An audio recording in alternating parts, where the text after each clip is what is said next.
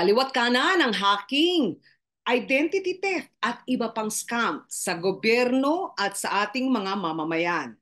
Ano ang implikasyon ng cybersecurity attacks na ito sa national security at sa darating na halalan? Ang kausap po natin ngayon tungkol dito sa mga hacking incidents na tila dumarami at lumalala. Si Undersecretary Jeffrey D. ang in charge sa Department of Information and Communication Technologies na tinatawag na Infrastructure Management, Cybersecurity, and Upscaling. Magandang araw, Yusek Jeffrey. Magandang araw sa iyo, maluwat sa lahat ng nakikinig ng The Mangas interviews. Tila dumarami ang mga insidente. Pakipaliwanag nga ho ba, bakit nagkakaganito ang sitwasyon? Itong problema naman ng hacking, ito ay global, no? Na-attack ilang beses ang US, pati China, ilang beses na na-atake, etc. No? Kailangan din nating intindihin na dahil nagbabago na rin yung panahon, kundi karamihan sa atin ay meron na rin alternate na persona sa digital realm, no? So, pati yung crime nag-evolve mula sa street crime nagiging digital crimes na rin.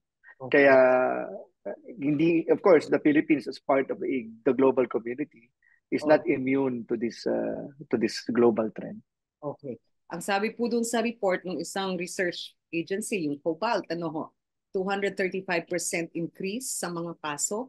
Nobody is safe, no sector is impregnable, at tila lagpas 10 trilyong dolyar ang cost nitong mga insidente na to. Sa Pilipinas po ba, may estimate tayo? Ilang percent ang increase by number of cases at magkano ang halaga nitong mga attacks na to? Wala tayong estimate sa halaga, meron tayong estimate sa increase, no? For example, last year 1,500 cases in the whole year na yon. Pero this time 1,574 cases only from January to May. We're talking about attacks against government and some other private institutions. So medyo significant yung increase. Pero hindi natin malagyan ng baseline figure kasi let's face it, nung bago yung administrasyon na to, wala actually lumalabas na data about total hacking. Ngayon lang tayo nag-compile ng mga data at sinasabi natin yan sa publiko. Alright. So wala pang kalahating taon, yung naging total noong 2023 na-meet na. So ibig sabihin, that's correct. Baka dumoble yung total number of cases. There is. There is a possibility, yes. Ngayon, wala daw sektor na hindi vulnerable. Ano po? Pero tila ang napupuruhan recently ay mga government agencies. Halimbawa po, kahit yung DRRM, unit ng DICT, PhilHealth, PNP Logistics, yung DFA email system, yung DOST, yung dati COMELEC OWA, at parang marami ho yata na parang mga ahensya ng gobyerno na ano ho ba yung problema? Bakit napaka-weak ng cybersecurity system natin? First, let us accept it that our cybersecurity posture as a country is below the average Association of Southeast Asian Nation and is, we belong into the lower percentile rank. Although konti lang, approximately about 74th out of 200 countries. Okay. About 120 countries. No? So, nandun tayo sa medyo gitna, but on the lower half of the portion. That's also because I guess kung papansin niyo, no, yung ating awareness pagdating sa cybersecurity, lately lang tayo nagdidiin. For example, yung National Cybersecurity Plan, sinimulan niya ng 2017. Reiterate natin at pinalakas natin ng ngayong panahon, 2022, 2023. No? Meron na tayo ngayong bagong National Cybersecurity Plan. Of course, the implementation of a National Cybersecurity Plan is very meticulous. Hindi yan overnight na magagawa natin. Also, we lack certain laws like the cybersecurity law. We do not have a cybersecurity law that will mandate critical information infrastructures na i-report sa atin kung may issue o may problema. Ang problema, karamihan sa critical information infrastructures, private sector. Tatanungin ng publiko, ano ba yung critical information infrastructure? Example, airport. Yung ICT ng airport. O, di ba ilang beses na nagkakaroon ng delay dahil nagkakaroon daw ng problema sa computer systems ng ating radar system. Pero walang report sa amin yon kung ano ba talaga ang naging issue. Nagkaroon ng problema sa kuryente dahil daw, meron din daw software glitch. Pero walang report yan sa National Computer Emergency Response Team. Kasi wala tayong batas na nagsasabi dapat i-mandate yung ganitong klaseng reporting at dapat paigtingin pa yung security. No? Walang accountability pa eh. Wala pang ganon. Ano? So I think these are the things that are missing that will surely help us defend the country. Okay, weeks ago, meron hong nagtapat na parang technology person nung Manila Bulletin at ang sabi niya, nahak nila ay mga 93 websites na, including some government agencies. Ano-ano pa ho ito? Meron na ho bang progress sa investigasyon? Hindi ko na sasabihin kung ano yung mga progress natin, pero gusto ko munang i-commend yung NBI dahil nahuli itong si alias Kangkong at saka itong si Lance, no? Tatlo sila eh. Sorry, I forgot the other one. Gusto ko na rin banggitin na si NBI may dalawa pang suspect na in the next coming months they're just building a case. Si PNP ACG, meron ding hinahabol ng mga persons of interest. So itong mga hacking activities natin, sunod-sunod na itong mga panguhuli natin. Kaya babala din sa mga gumagawa nito na remember, you're committing a crime. Akala siguro nila kasi nakakatulong sila eh. No, you're committing a crime because that's illegal access to computer systems and that is a willful breach of a personally identifiable information. So, now, going back to the case of Kangkong, si Christian Angel, aka Kangkong, na meron siyang sinasabit na isa pang journalist na ang allegation niya is parang kalabit no, parang ihahak kita tapos kakalabitin kita para mauna ako sa scoop, no. Pangalanan na natin, hindi naman natatago yun eh, si Ginoong Art Samaniego. Ako naman, alam nyo, ilang beses ko nakasama si Art at nakikita ko yung kanyang advocacy sa cybersecurity. Siguro sasabihin ko na rin na hindi naman binubura ng mga ginawa niya yung mga ginawa niyang mabuti. Gayunpaman, meron tayong kaso, so dapat niyang harapin ito at ihanda niya ang sarili niya para sa depensa. Alright. Okay. So, ba'y nag-testify na? At meron bang parang progress dun sa ano yung inamin, ano yung kanyang hindi inamin? Yes, I think nasa NBI siya nung Friday. Nag-serve ng sabina sa kanya ang NBI at siya ay pumunta doon upang magpaliwanag. Siguro, ihinto muna natin doon kasi ang investigasyon na to is between NBI at ipapile pa nila ito sa prosecutor. Pero nabanggit ninyo na parang walang hindi vulnerable o impregnable. Ano pa yung mga vulnerable sectors sa inyong pag-estima? Kasi meron kayong DICT, Technology, Cybercrime, and Investigation Coordinating Council. Ano po yung trabaho ninyo at ano yung tinitingnan ninyong vulnerable o medyo talagang prone to o medyo malapit ng maha? So, nung December, dahil maraming kang hacking sa Pilipinas, nagbuo kami ng isang project na ang tawag namin ay Project Sonar. Sonar is an acronym, no? Security Orchestration and Network Assessment and Review System. Ang ginagawa nito is automated, tinatry niyang i-attempt na tingnan ang vulnerability ng lahat ng online assets ng gobyerno. Gobyerno lang. Kasi pag private sector ang tinarget, baka makasuhan kami. Gobyerno lang. More than 20,000 assets of government are scattered in the internet. We found approximately 73,000 vulnerabilities. Wow. Okay. So, 73,000 sa ilang ahensya po? Sorry? Ilang ahensya? Nakalimutan ko na yung ahensya, but mga 1,000 plus na ahensya yan. Kasama LGU, GOCCs, basta government-related na agencies. Ngayon, ibig sabihin, may isang asset na multiple ang vulnerability. Kasi 73,000 yung nahanap. O pwedeng isang asset, 10 o 20 yung vulnerability. Yeah. Ngayon, bakit namin ginagawa to? Kasi ginagawa rin ng hacker yon. Inuunahan lang namin. After that, ina-advise namin yung government agency. Ito yung vulnerability nyo. This is the unfortunate part. Ano ba yung vulnerability pag sinabi natin? Tao, hardware, software, o yung protocols, o yung proseso in general? So, itong Project Sonar, ang tinitingnan lang nito is technological vulnerability. Okay. Ibig sabihin, kung ano yung weakness ng sistema. Pero, papansinin mo, out of the 73,000 plus na vulnerabilities found in more than 1,000 government offices, 21% lang yung nag-respond. Na sinasabi nila, aayusin nila yung sinabmit namin. So doon makikita mo rin na may procedural and people vulnerability. Bakit? bakit di ka makarespond? Either kulang ka ng professional to respond, kulang ka ng technical capability or know-how to respond. No? So dito nakikita mo yung problema natin. Na, sabi ko nga, hindi siya overnight kayang isolve. But at least we have the tools. We have a baseline. Inutos din kasi ni Presidente, sabi niya, dapat i-audit mo lahat ng government agencies.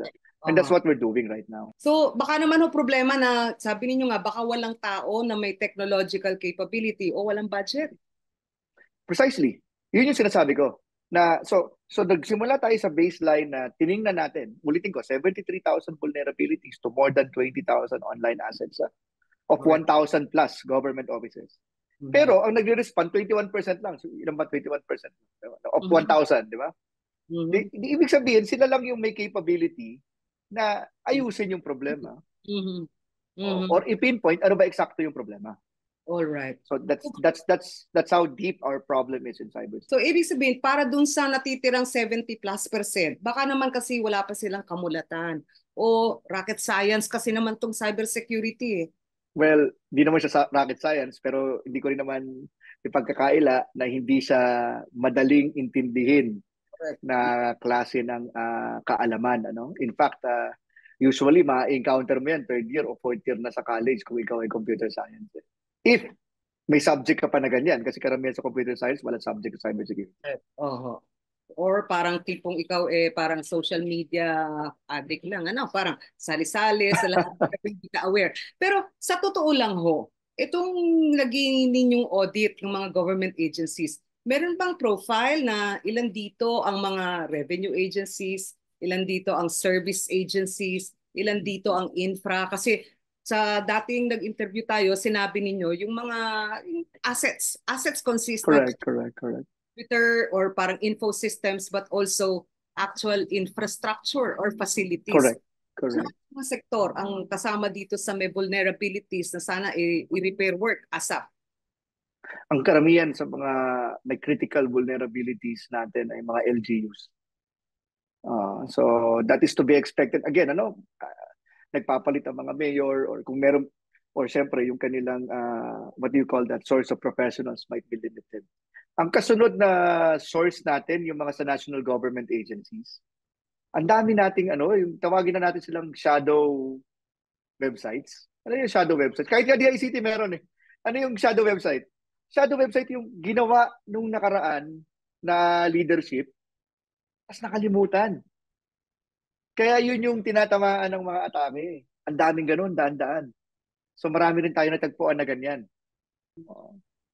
May entry point pa rin ho eh no? Kasi parang tipong bukas pa rin yung internal systems kung ganon dahil the shadow probably still continues to Correct. populated with new content. Parang ganon ho ba? Pag sinabi mong shadow, parang hindi nga alam ng current IT eh. Meron pala silang website na siguro pinagawa nung dati nilang O, agency head. Nakakaligtaan na nandoon pala. Ang daming ganun. Oh. Parang latent lang ano na nandi dyan. Yes. Pero Yes. ang problema sa na-observe namin, madalas pag sinabing ICT, maraming government agency na gina-job out o kino-contract out. And then the tech teams, although they're good most of the time, hindi iniiwan yung natutunan, yung sistema, yung protocols, yung codes, etc. sa government agency. So hindi sila nag-grow. Tama kayo. Actually, tama ka, Malu. Isa sa mga problema natin yan. Kaya nga ngayon, nakikipag-usap kami sa Civil Service Commission at saka sa DBM para magkaroon na ng cybersecurity professional sa plantilla.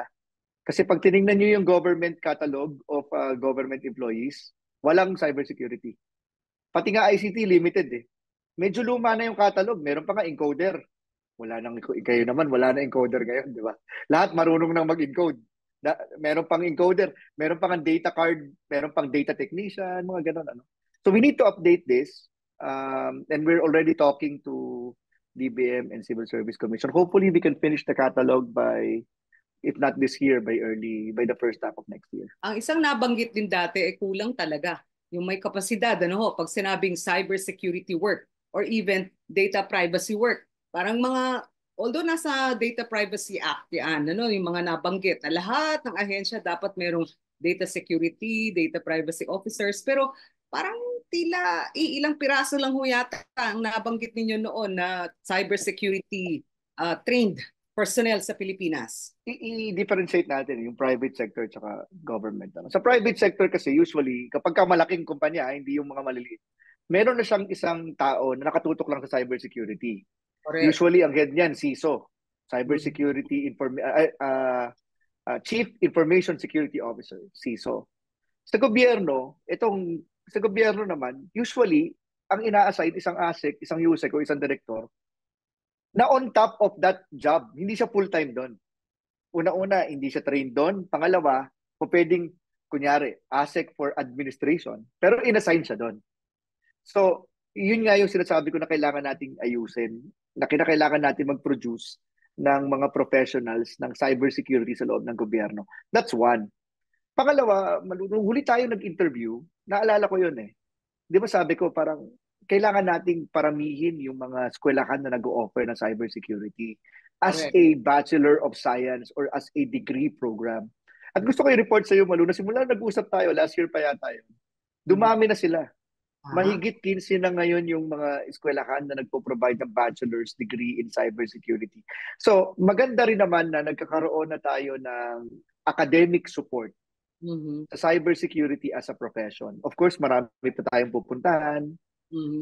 but we still need, alam mo, buong mundo, Kailangan there nila. was an estimate na 3 million cybersecurity workers ang kailangan sa buong mundo. And madalas, we lose out to foreign markets kasi mas mataas yung sweldo sa kanila, di ba po?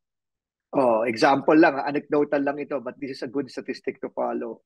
The CISSP certification program, which is a certification program approved by the Department of Defense of the United States. CISSP ako eh. Certified Information Security Systems Professional. 200 lang yan sa Okay. buong Pilipinas. Siguro ang natitira sa loob ng Pilipinas, mga less than 100. Karamihan, nag-abroad. Lalong konti yung tulad ko na titiisin yung sweldo sa gobyerno. Gobyerno. Knowing na I can actually make more money outside. Mas malaki ang susweldoin ko kung nasa labas ako ng gobyerno. Bigyan So nyo nga tama ka rin. kasi naman, parang how do you begrudge these people, di ba? When they have to look for better paying jobs dahil may mga pamilya.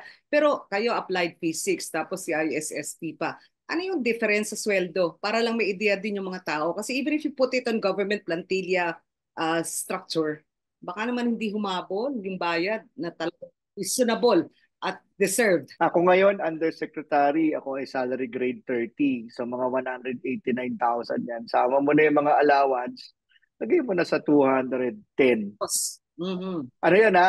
Babawasan pa ng tax yun ha? So yun yung Alright. gross.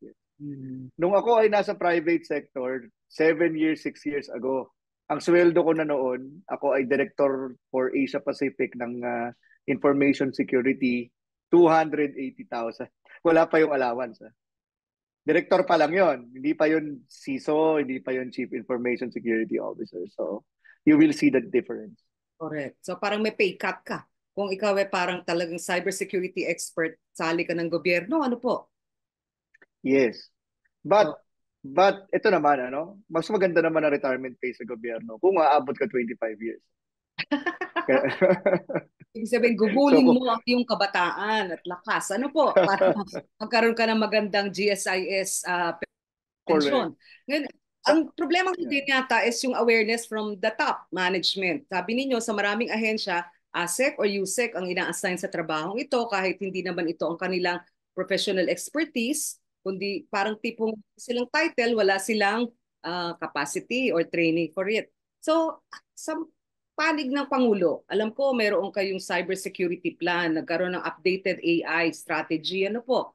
Ano yung awareness ng Malacanang, ng Kongreso, ng Senado sa isyung ito? Mas maganda na bigyan kita ng very solid na evidence. Okay? Tingnan mo yung mga nakaraang administrasyon. Sinasabi na yung cybersecurity, pero makikita mo hindi ganun kalaki yung emphasis. Pero ngayon, si National Defense, si DND, kasama ang cybersecurity sa kanilang plano. Si National Security Council kasama. Kami, DICT, kami namuno ng National Cybersecurity Plan, etc. Alam mo kung bakit? Kasi sa itaas mismo si Presidente, he is very particular about cybersecurity. Ano siya eh, well-read, and well-informed when it comes to emerging technologies. In fact, ang next concern na nga niya ngayon, nasabi niya, maganda kayo. Hindi na itong cybersecurity hacking eh. Kung hindi na yung misinformation and disinformation caused by advanced techniques in editing videos. Yan tinatawag na na robocalls nangyari na sa Pilipinas.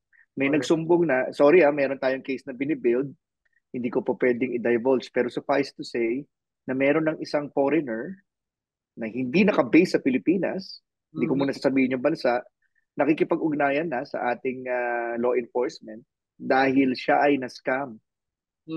At ang tumawag sa kanya, kaboses talaga ng partner niya na Philippine-based.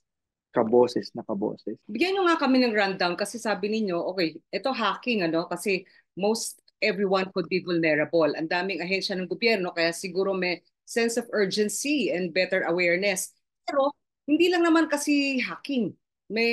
Ang kwento ninyo, yung vulnerabilities could be attacked multiple ways. May phishing, may deepfakes ngayon, may AI, chat GPT, generative AI. Ay, kwento nyo nga, ano yung full menu ng sa tingin ninyo ay dapat aware ang taong bayan at ang mga taong gobyerno? I-layer natin, ano yung pinaka-common reason for hacking? Ano yung entry point? Kasi yung hack, kunyari ito yung tool para pang-hack. Let's say ang tool mo pang-hack, sorry, simplify ko lang malu. Kunyari ang tool mo pang-hack ay martilyo. Pero hindi mo naman or barel, kunyari. Hindi mo naman maipasok sa pintuan, di ba, ng bahay yung barel or yung martilyo kasi harangin ka ng guard. Di ba? So, paano mo maipapasok? Ang number one na cause ng cybersecurity para maipasok yung tools to hack you is phishing. Ito na yung magte-text sa'yo, pakiclick. Alam nyo ba na pag na-click mo yun, kahit hindi ka maglagay ng info mo, the moment maklik mo yun, alam na kagad niya kung ano IP address ng telepono mo, ano telepono ginagamit mo, at kung may account kang bukas, ano email address mo, telepono mo. That's example, Pag-click mo pa lang. Second, so una, phishing. Napakalaki niyan, Second, na vulnerability is, syempre, yung paggamit natin ng mga makakalumang mga teknolohiya, luma, hindi natin na-update. So, syempre, may mga vulnerabilities yan na po pwede nang pasukin. That's the second, yung third, medyo mataas na klase na ito. Ito na yung ina-atake ka nila dahil tina-target ka talaga nila. Iyan na yung mga government agencies. Alam nyo kasi may mga website na mataas ang puntos pag government agency ang ilalagay mo na breach mo. So parang ano yan parang may badge. So kapag DICT. Pag DICT, 5-star yan. Okay. Parang gano'n. At syempre, yung pinakamataas pa, ito na yung state-sponsored. Ito na yung tinatawag na advanced persistent threats. Ibig sabihin, dinevelop ng mga very sophisticated tools, mga well-funded. When I say well-funded, these are private companies engaging in cyber-criminal activities and their net worth is approximately like 50 to 200 million US dollars. May sarili silang kumpanya at building para lang mang-hack.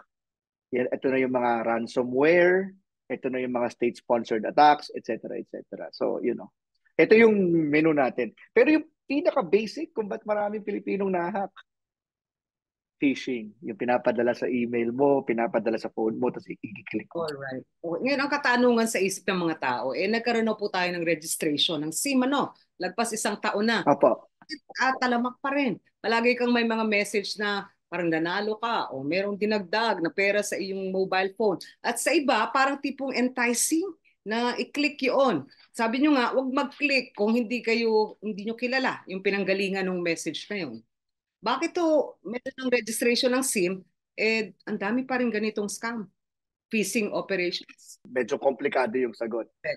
Pero ang simplify natin yung sagot sa tatlo. Una, kailangan nating i-review yung IRR at yung ng SIM Card Registration Act at i-audit na rin yung tinatawag na compliance ng mga telecommunications companies. Nasa loob ng batas yan na after 1 year, pwede namin silang i-audit. Kinakabahan kami kasi tingin namin, tanggap lang ng tanggap. Diba? Ng rehistro. Pero walang validation kung Mhm. totoo ba yung identity nung nagrehistro. So parang ang nangyayari is nagsubmit ako ng ID, kahit anong ID, kahit yung medyo mahinang klase ng ID, tulad ng barangay at saka postal ID, tapos pinicturean ko ang sarili ko, yun na. Wala man lang verification. Peke ba yung ID? Yung ID ba ay nakakonekta sa isang national database? Walang ganon. So that's one, ha? Pangalawa, nag-evolve na ang teknolohiya, Malu. Meron ng nakita nyo may mga nahuli tayong may mga tinatawag na fake BTS. Di ba nung last month ba yun, may Chinese na merong ganyang kalaking kulay puti na makina sa loob ng kotse niya. That is a fake radio unit na ang ginagawa, mag-transmit ng mga scam. Mhm. Mhm. Eh, At the minimum, mhm. at the minimum, hindi yan dumadaan sa SIM card. Diretso. Okay. Diretso yan. Oh. Kahit nga ho cartoon character daw yung isinumite na ID po, pwede. Yun ang kinakatakot namin. Pero uunahan na rin kita, Malu, no? Kasi ang inatasan ng batas para mag-audit kami, DICT, bagamat Correct. ang regulatory agency, NTC. Correct. Mm. Pero pinag-uusapan natin, million-million dito. Alright. So ano yung Daang milyon to. pag inaudit niyo yung mga telcos, ano dapat yung kanilang ginampanang trabaho at ano yung penalties kung sakaling malaman na parang hindi kayo compliant o walang due diligence sa inyong naging trabaho? Doon sa batas, merong fines yan. Hindi ko lang alam kung ano eksakto. No? Kapag ka nakita na merong na-release ka doon sa trabaho mo. Mhm. But we'll have to check on that. Ayoko naman pangunaan yung mga telco. Alam mo kasi kapag ka-in-announce natin sa media o sa interview na ang hinahabol natin fines, baka hindi magpa-audit, mag-lawyer up na tayo. Tapos sa next 1 or 2 years, pinag-uusapan lang natin mga abogado. No? Mhm. Sa ngayon, ang kailangan lang natin ma-audit para makita muna kung saan ang problema. And then, let's resolve this consistently and Okay. conscientiously. Pero ano, Malu, alam ko marami kayong nare-receive. I know. Nakalimutan ko Lahat yung ng pangatlo, tao ha? yata, sir. Ay, may technique kasi ako sa telepono, eh. Okay? Nagpi-filter out ako. All Siguro right. turo ko sa inyo minsan, ha? Oh. Pero yung pangatlo, ha, na sinasabi ko, meron na kasing cybercriminal gang na nagbe-base sa Pilipinas. Mhm. At ang Mhm. trabaho lang talaga nila, mga scam. Okay.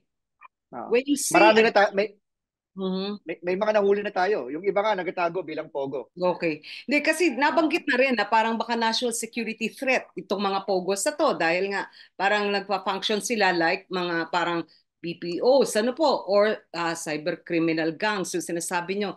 So, what could yes. be done quickly para malutas ito? Kasi tila matamlay ang tanggap ng Malacanang doon sa panukala na iba na lahat ng pogo. So, ang kailangan natin paigtingin yung law enforcement. So Mhm. makikita mo na yung triumvirate ng cybersecurity, no? Kami, which is policy making and technical, pero kailangan nandiyan dyan yung NBI, PNP, pati na rin yung National Intelligence Community para masawatan natin itong mga problemang ito. We really admit, ano naman I think it is already apparent and very obvious to the public, hindi na siguro namin sila sabi pa, pero meron talagang scamming operation na nangyayari. Ilang beses na rin namin nahuli yan. Mga 3, 4 na nga instances na nahuhuli natin. And you will notice that when we raid POGOs, may mga telecommunications device na doon. Ang critical funding. Saan po galing yung pondo Yes. ng mga gangs na to? So, iyan ang problema sa criminal ecosystem. Mhm. Yung scam, yun yung kinukunan ng pera. Correct. Tapos, i-reinvest nila. Ang tanong saan? I'm sure hindi lang sa scam nila i-reinvest yan. O Mhm. pwedeng sa ibang bagay pa, which Mhm. is delikado. Mhm. Ginagamit ba nila yan sa mga international Ponzi schemes, for example, para mas malaki yung maikot nilang pera, etc., etc. Huwag naman sanang sa armas o kaya sa drugs. Yan yung nakakatakot kasi dyan. Kasi mapapansin mo, bakit sa loob ng isang nare-raid na pogo, bakit may torture chamber? May bakit may daan-daang, actually hindi nga daan-daan, tens of thousands of SIM cards. Bakit merong fake radio units used for broadcasting messages? May encryption and decryption mechanisms. Parang Mhm. call center, ha? Meron Mhm. pa silang may Mhm. chat pa sila. Pero sa totoo lang po, yung may bank secrecy law tayo, ano po? Pero the money trail here actually doesn't go through banks anymore. So parang yung ating money laundering, anti-money laundering council parang helpless, hopeless ba? kung tutulong man? Actually, hindi bank secrecy, yung Anti-Money Laundering Council. Correct. Meron tayong mechanism to track the flow of money. Pero there is one type of currency na hindi na monitor. Cryptocurrency, Bitcoin, etc. At sa international, sa Counter Ransomware Initiative, pinag-uusapan na dapat isama yata sa anti-money laundering mechanisms of all nations yung cryptocurrency. Kasi karamihan sa mga hacking incidents ang bayaran Correct. cryptocurrency. Pila huli din tayo dun sa puntong yun, ano? Kasi ang AMLC natin, pati yata gambling, hindi gano'n na ngayon na monitor, ano? Pwede rin kasi sa gambling dumaan, pwede rin sa crypto o Bitcoin. Pero ang kapasidad ho yata nila, hindi naman din sapat. Ang parang reference lang natin ngayon, pagka ho suspicious transaction, 500,000 pesos and up. Pagka ho parang medyo hindi dumaan sa bangkong ganon at dami-daming report from the banks, wala namang gagawin ng AMLC actively Yung to. mga maliliit ang sinasabi Mm. mo. Oo. Yung Mm. mga halimbawa, yung isabong na pa isa-isang daan, Correct. pa dalawa-dalawang daan, Mm. pa 20-20 Mm. pesos. No? Correct. Mm. Yeah. Oo. All right. May bagong batas ngayon. Mm. APASA. Mm. Kapapasala ng Kongreso, nasa Mm. packet na ng Malacanang. If not, baka nasa Malacanang na napipirma ng Presidente. This is actually a more stringent law. Dito, pag nadaanan ang bank account mo ng illegal money, yung buong bank account mo, frozen. Frozen. Mhm. Pero So, ano yung hopefully this illegal, one is, ano yung illegal money? yan, gambling. Gambling. Okay. Illegal gambling, that's one. Mhm. Ponzi, illegal Mhm. investments, mga ganyan. Mhm. Mhm. O And Pogo. kasama Kung na yung scamming. Yeah. ang atin hong darating na halalan naging concern ng mga tao kasi sa gitna nitong mga hacking incidents or even yung sinasabi nila na parang vote buying via e-wallets. Ano po yung mga parang ano ho yung sa tingin ninyong paghahanda na dapat gawin para masiguro na hindi ma-abuse ang electoral process natin, maging transparent, accountable at inclusive kasi malaki yung vulnerability, ano ho? Hindi lang simple sa mga troll farms o yung mga sinasabi nilang mga bayaran online ng pagbili ng boto at pati digital attacks, deepfakes. Ano ho yung sa tingin nyo? Kayo ho ba'y meron ng pagsusuri? How vulnerable the elections in May 2025 will be and what can be done? Okay. So yung una is yung payment ng bribery Correct. through GCash or Paymaya or any Correct. other e-wallets, Mm, no?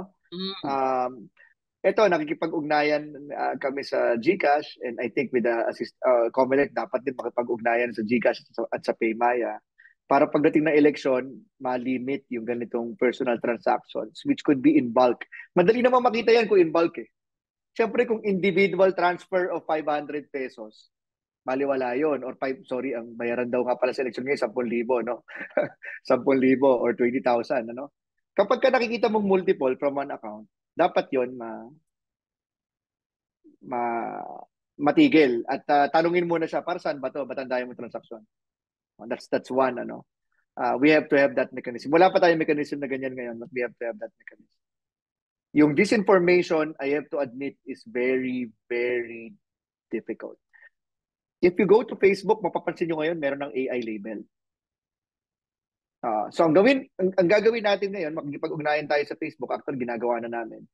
Kapag ka AI at hindi mo ni-label na AI, dapat that's already evidence that you want to fool the public. all right. Okay. All right. Kasi alam mong AI in-upload mo. Pero hindi mo nilagay sa label na AI. And Mhm. that could be very good or that could be an easier way of managing yung pagpa-file ng kaso. Okay. Diba? Kasi alam mo nanloloko ka eh. Pero pagka ho ganon, halimbawa parang okay, so Facebook has had in the 2022 elections yung disclosure niya ano ho, ng mga ad Yes. take up ng mga kandidato. Pero yun yung official pages. Alam naman natin na maraming kandidato posibleng sa communities o yung mga Yes. influencers ang daan at saka yung digital marketing campaign, boosting. Hindi ko nakaka-capture doon yung election spending, hindi rin makaka-capture yung kung sino yung mga kasabwat ng kandidato. kasi hindi nila declared as official websites. How can the COMELEC address this issue? I think dapat yan tanongin natin si Comelec kasi sila yung ano diyan. Siguro from a technology perspective, ang kaya naming advice nga sa kanila is gumawa sila ng guidelines na dapat kasi pwede naman i-submit ni Facebook yan. O Correct. kaya i-submit yan ni YouTube, di ba? Gumawa sila ng guidelines na lahat dapat ng boosting which pertains to a particular individual i-submit. But Correct. that's not for us to say. I think that's for COMELEC. Kasi ang alam ko, si COMELEC na problema rin kung saan batas nila huhugutin yung Correct. ganyang klase ng regulation. Sa ibang bansa ho, sa Indonesia, nagkaroon ng eleksyon, ano, parang tila milyon-milyon yung nangyaring mga AI-generated na mga deepfakes o mga parang misinformation at disinformation. Dito ho sa atin, hindi malayo na magkaroon ng ganong problema. Although, in some other countries na recent elections din, meron silang sinasuggest na dapat may deplatforming. Halimbawa, parang itong influencer na to, parang multiple threads ang in-issue. Tapos naging viral, nag-ikot-ikot kung saan-saan ng mga systems operations. Ganyan. Hindi naman papayag ang Facebook yata o ang X, ang uh, YouTube sa ganong mga bagay. Kasi ito yung mga social media platforms na tila hindi naman din sumusunod. In fact, si Congressman Abante yata nag-propose na sa Congress ng social media regulation. Let me just state sa iyong programa na DICT actually supports social media regulation. Kaibigan namin ng social media platforms, wala kaming kaaway sa kanila. Isang request lang namin sa kanila, sinusunod naman nila. Pero iba kasi yung request sa isang regulatory power na kaya mo silang i-compel. Kasi ang problema, halimbawa, hindi na nga theoretical ito, ano kasi nangyayari na ilang journalist na ang kinopya ang kanilang mga, di ba, ang dinab ang kanilang mga videos. Tapos pinamumukhang nagbebenta sila. Yung isa nga nagbebenta ng rosaryo, yung isa nagbebenta ng gatas, you know. Si presidente mismo, yung boses niya kinopya. Diba? So, sa amin kasi, meron tayong technology eh. Tama ka, kaya nating ma-determine sino yung first poster. It can be done. Who is the first poster? Correct. Pero dapat, para mabilis namin makuha yon, dapat lahat ng social media platform mag-report. Correct. O anong timestamp ng first post? Ito yung video. Run the script, tell us sino, ano ang pinakamaagang nag-post. And from there, makikita natin, ikaw pala ang origin. Makikita mo kasi kung kanino nakashare yan. Dapat yung pero original. Yes. Ang huhulihin yung original. Pagagalitan yung nag-share. Tila problema yan kasi alam naman natin na halimbawa hindi pa man din filing ng certificate of candidacy, ano po, may social listening nang nagaganap ang ilang kandidato. At ito yung mga parang tipong under the radar na mga transactions kasi sa mga reports na nagawa namin, talagang internal arrangements ito. Walang ganong paper trail, cash transactions ito. So parang yun yung sa tingin ko tagong bahagi ng kampanya at eleksyon sa Pilipinas. Can the DICT have some solutions to cover them also as part of regulation? Well, number one, dapat may regulation. Kasi ngayon wala eh. So dapat may regulation. Kung may regulation, we can, dalawang regulation yan na wala. Una, yung regulation of social media platform. Pangalawa, if I remember the law well, and you can ask COMELEC, wala ring regulation sa COMELEC para bantayan ng social media platforms. Outside of the campaign period, pati yung campaign spending. Correct. So I think in this particular case, dalawang batas ang kailangan. But ulitin ko, Malu, ang technology madali yan. We can always have the technology. We are confident in the ICT. We can support COMELEC with the appropriate technology to track them down. But we need regulation. Kasi the moment gawin namin ito, pwede naman kaming kasuhan na infringement on your rights. Diba? Itong alam ko kasama kayo doon sa advisory council nung tinakda yung specs para doon sa electoral system, yung AES natin, yung fast track, ano po. Prototype daw yun. Ano sa tingin niyo? Wala daw sa batas na pwedeng prototype kasi kailangan daw is nagamit na sa mga halalang nakalipas sa ibang bansa. Meron ba kayong opinion doon? Prototype ang sabi ng COMELEC, itong fast track. Paghiwalay natin yung dalawang kaso, yung prototype tsaka nagamit ba? Nagamit ba? There is evidence nagamit ang Miru at ang kanyang binibenta sa isang eleksyon. So okay na tayo doon. Nagamit. Pangalawa, prototype. Yung sinasabing prototype. Kayo naman. lahat naman ng re-request natin ay talagang magiging prototype dahil wala naman sa mundo yung re-request natin. Di ba napansin nyo? Ganyan kakapal yung... Correct. Ito, alam nyo, ang standard na electoral machine sa mundo, dalawa lang. Direct recording o Okay. optical receiver o optical mark reader. Mhm. Ito magkahalo eh. DRE, tsaka OMR. DRE, which is ang DRE, boboto ka sa screen, ganyan, pindot ka sa screen. Pindot. Ang optical mark reader, ito yung PICOS, yung may papel, babasahin yung papel. Ebidensya. Hindi ba yung request ni Comelec dalawa? May malaking screen. Ombi. Tapos kumbaga, yung palang out of standard na yun. Oh. So, I mean, we in this particular case, we have to understand the context and the spirit of the law. The system provider is not new in election. The system you requested is unique. Correct. Oh. So, paano yun? Pero kasama kayo sa advisory council, di ba ho, na nag-approve ng Yes. spec. So, yun Yes, ba yes. yung in-approve? DRE, MR. Combi. Sa amin, ang request nga namin is OMR pero hybrid, no? Kinuha naman ng Comelec. In fairness, kinuha naman nila yung request namin, yung aming suggestion. Mas malaki pa nga yung ginawa nila kaysa suggestion namin. Kami naman, kaya lang namin gusto ng optical mark reader kasi let's face it, sa mga kanayunan, mahina pa ng internet. So yung DRE, mas delikado, baka walang internet. At least yung optical mark reader, pag nagka-problema ka sa internet, may papel ka pa. Yung balota mo na nasa ballot box, na pag nagka-problema, pwedeng manually buksan yan. So may risk analysis na ba ang DICT sa darating na halalan kung sakali? Ano sa technology ang pwedeng magpumalpak? Hindi DICT, CAC. Nagkataon lang na si DICT is chair of the Comelec Advisory Council. Wala pa kami risk analysis. Yung mga miyembro ng CAC nga, kinukulit na kami na simulan na natin discussion on risk analysis. Correct. So, magandang suggestion yan, Malub. Simulan namin yan. After this call, siguro by next week, simulan na namin yung discussion sa risk. Kasi may delivery na ng milestones, ano po? Ang pagkaalam namin, dahil minomonitor namin yung project implementation, mag-uumpisa na dapat yung training. Correct. So, saan iti-train kung hindi pa nagkasundo doon sa mga sample o yung mga test equipment? Ano po? Yes, that's one. Tapos kailangan pa i-certify test equipment. Correct. So, wala pa yon, di pa nangyayari. Also, kakapanalo pa lang yata nung internet voting for overseas. Correct. So, sa mga OFW natin, ang boto ninyo up na. Correct. Hindi na kayo magpapadala ng balota sa embassy. Pero pwede bang madaya pa rin yung sistema? Kasi yun yung problema nila noong unang bahagi. Ano po? Yung parang pwede magkanakawan daw o yung system at mag-load ng kung ano-ano. At hanggang ngayon may ganyang usapin na parang bakit yung gateway na to bigla-bigla bumuhos yung boto, bakit pareho yung patterns of split sa vote. Ito ba meron ding posible na magkadayaan or ma-hack? Magkadayaan, the answer is posible. Palagi naman. Palagi naman. No. Ma-hack, alam nyo yung hack kasi is a matter of time. Pwede kasing ganito, tandaan niyo ang election system natin ay open lang for 8 hours or 12 hours. Ang tanong ngayon, kaya mo bang i-hack in 12 hours? Hindi ko pa alam yung sagot.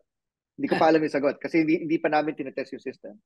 Pero yun yung dapat natin tingnan. Kasi kung pwede mo siyang i-hack pero abuti ka ng 1 taon, okay na yun.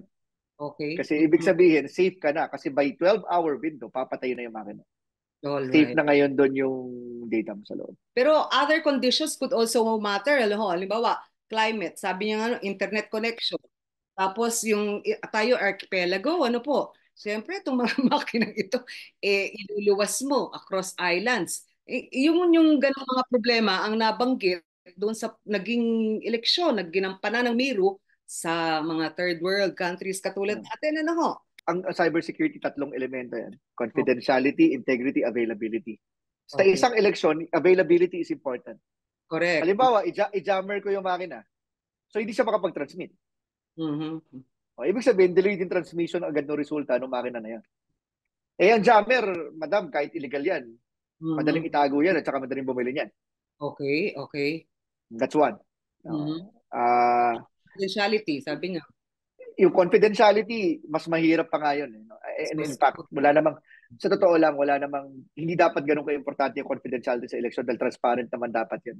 Ang Yes. dapat mo lang itago, paano bumoto yung botante. Yun Or, lang. The sige. rest must be transparent. Yung integrity. Pwede kasing baguhin ko yung eleksyon, pero hindi ko alam resulta. Sabi, gusto ko lang manggulo. Halimbawa lang, ito yung tinatawag nating atake na ayaw mo yung mananalo according sa survey, pero wala ka rin pakialam kung sino mananalo. So, po pwedeng gawin yon. Wala lang. Gusto ko lang guluhin. That's an integrity issue. Hindi pa namin na-check yung bagong makina, pero Mm, posible yun eh. 'Di ba? Na ini-interrupt mo lang yung transmission, ginugulo mo lang siya. Pero mm, actually, hindi mo naman alam kung sino mananalo. okay. Mischief attacks lang. Parang ganon. Mischievous Oh. attacks, yes. Yun ang attack against integrity. And that could happen saan mang probinsya o kanugnog na bayan. Di ba ho? Pwede kasi mga makina lang mismo hindi dumating sa takdang oras. O posibleng magkaroon ng parang tipong power outage na localized. Precisely. Walang kuryente, walang makina, walang Mhm. isang component ng makina. Let's Mhm. say wala yung stamper, wala Mhm. yung SIM card or SD card, kung ano man ginagamit nila. Di ba? Mhm. O di, may problema ka na kagad. Dapat yata mag-risk analysis na kayo, ano ho, nung yung CAC, yung advisory council. Dahil mukhang nag-uupo na yung training tsaka magpapadala na sila ng machines for testing and certification. Yes. Mhm. So, yeah, we'll start that this month, July, bago Mhm. matapos yung July. Kayo din po ang umuupo sa CAC. Si Secretary Ivan, ako ang kanyang alternate. Alam mo naman ang secretary pag busy. So ako Mhm. ang uupo as his alternate. All right. Ang last na topic na magiging mahalaga yung Wi-Fi across the nation. Pangakong matagal na to na parang tila napapako o mapapako pa bang muli? So, meron tayong Philippine Digital Infrastructure Project loan for 16 billion pesos, give Correct. or take. It's actually 288 million US dollars. Um, ang gagawin dito is tatapusin niya yung backbone ng Pilipinas. Ngayon kasi tapos na yung mula Lawag hanggang Metro Manila. Itong Okay. backbone na to, atin to, hindi to PLDT, hindi to Globe. Atin to. Tapos tatapusin niya yung leg na Visayas hanggang Mindanao. Mhm. And hopefully pag natapos natin yon, it will provide more internet connections lalo sa mga non-serviceable areas. Okay. Ito yung mga barangay na hindi mabentahan ng Globe, ng Smart, ng PLDT kasi wala silang commercial value. Mhm. Konti ang populasyon, konti rin yung kumikita. Yan yung free wifi program na sinasabi. So this project will be completed by 2028. Mhm. And hopefully when ang output nito, ang mangyayari nito, mapapababa ang presyo ng internet sa buong Mhm. sa atin kasi parang we can nudge the behavior of PLDT, of Globe, of Smart. And Mhm. second, mabibigyan natin ng internet connection yung mga, like I said, yung hindi mo mabigyan dahil it Hard to doesn't reach. make them hard Mhm. to reach. Yes. Geographically deprived, Isolated. isolated. Geographically isolated in disadvantaged areas. Ano ho yung pwedeng preemptive strike na magawa? Meron ba tayong options available? And ano yung outlook? Will things get better before they get worse in the next year? Sabi nga nila, the the 'di ba? Before sunrise, it's always is darker, 'di ba? At dawn.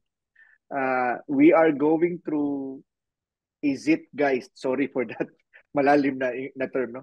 We're going through a zeitgeist of events that is leading us towards cybersecurity, and I can see the lining at the end of this problem. I sincerely believe we'll get better as long as we implement the National Cybersecurity Plan. Alam nyo, balikan mo malu ang problema natin last year or 2 years ago. Hindi naman pinag-usapan cybersecurity. Pero ngayon, sa isang survey, ang cybersecurity number one, number two nga lang yung presyo ng bigas. Sa isang survey. Ibig sabihin, tayo as a Filipino nation, we are now starting to realize how important it is. So it will get better because it is you, not us. You, the Filipino people, will push us to make this better. So tulad ngayon, tinan mo, nanguhuli na tayo ng hacker. Meron na tayong technical capabilities to find vulnerabilities. So it will only get better from here. All right. Kasi the issue has hit home and government agencies had been attacked. Parang ganun. Plus, hindi lang. Maraming Pilipino na scam eh. Oo nga. Oh, so parang At saka, maraming private companies din na tinamaan. mm, Nabelo Group, some banks, you know. mm, mm. So, Sa huli, could we afford it? Kung meron talagang mahusay, malinaw, kompletong cybersecurity plan, ano ang funding obligation na estimate nyo leading on to 2028? funding obligation approximately right now is until 2028 is somewhere between 12 billion to 16 billion in our estimates. That depends on, this is not only for us, but the entire bureaucracy. Hindi Mm. pa kasama yung continuing, ang problema kasi lalaki din yung online assets. Diba? Kasi nagdi-digitalize ang Pilipinas. So, iyan yung ating estimates. But ang karamihan dyan mapupunta sa workforce capabilities. Kasi kailangan natin mag-produce ng maraming cybersecurity professionals, hindi lang para sa public sector, but Pati. para din sa private sector. Yes. Hala, ang dami yung trabaho, no, Yusek. So, iintayin yung mag-retire kayo. Ilang taon pa natitira? 23 years para may pension kayong ayos. uh, kung hindi, babay, ano, babay pa. Magpapahinga na lang ang mag-abroad. Oh. Maraming salamat po, Undersecretary Jeffrey D. Salamat. ng Department of Information and Communication Technology. Thank you, sir. Thank Good you. luck sa ating lahat. Thank you, Malu. Sa lahat Oh, ng nakikinig.